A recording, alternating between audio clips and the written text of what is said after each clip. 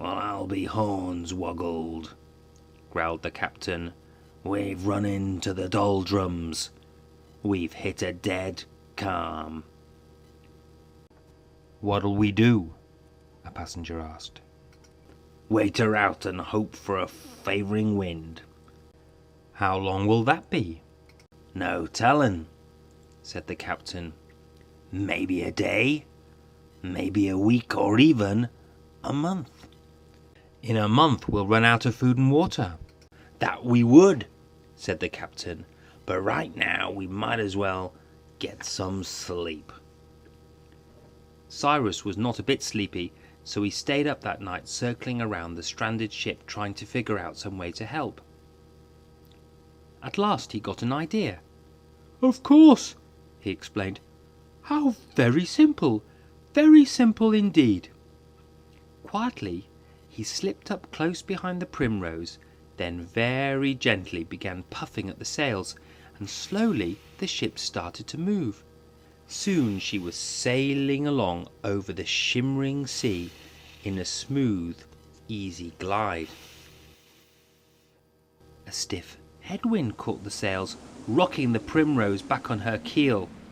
In an instant the crew and the passengers were out on deck, with everyone shouting, "We're out of the doldrums! We're out of the doldrums!" "Hold on!" cried the captain. "We're out of the doldrums and heading smack into a squall." Black clouds came tumbling over the horizon. There was a great rumble of thunder, and a howling wind was churning up the sea. "All passengers below!" ordered the captain. "Reef the topsails! Haul in the mizzen! Tie down the jib, make a fast, lads!"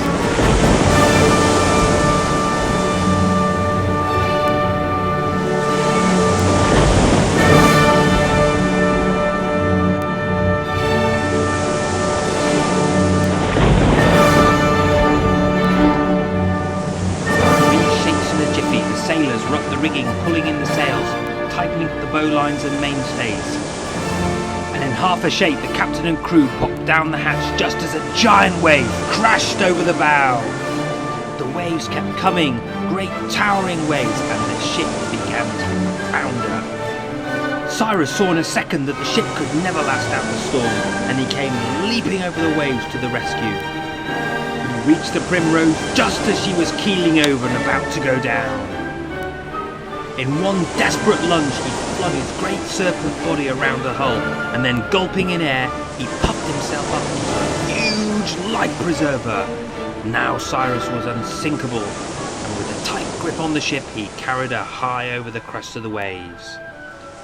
This way, he managed to keep the Primrose afloat until the storm finally let up, and the wind died down to a whisper, and the sea had calmed down to a ripple.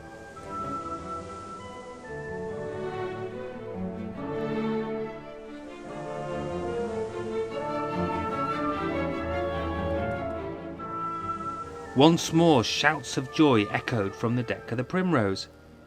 "It was a miracle!" cried the captain. "A bloomin' miracle! I thought sure we were goners." "So did I," sighed the Serpent as he watched the ship sail away. Cyrus was much too weary and bedraggled to go on, so he flopped down on the sea for a nap and was soon rocked to sleep by the gently rolling waves.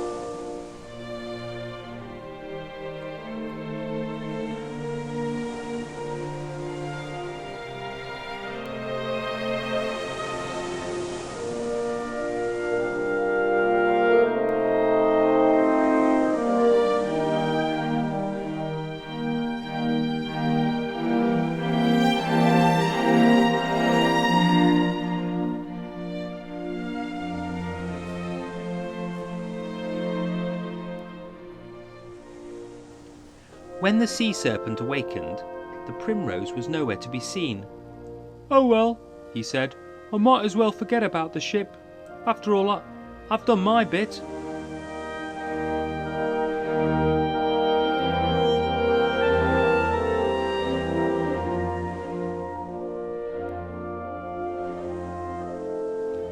But then, she still has a long way to go, and there could be plenty of trouble ahead, all kinds of trouble.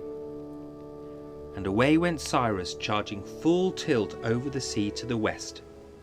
He searched the sea for miles and miles to find nothing more than a pelican, and was about to give up when he sighted a ship on the horizon. As he came closer, he discovered that this ship was flying a black flag. She was a pirate ship.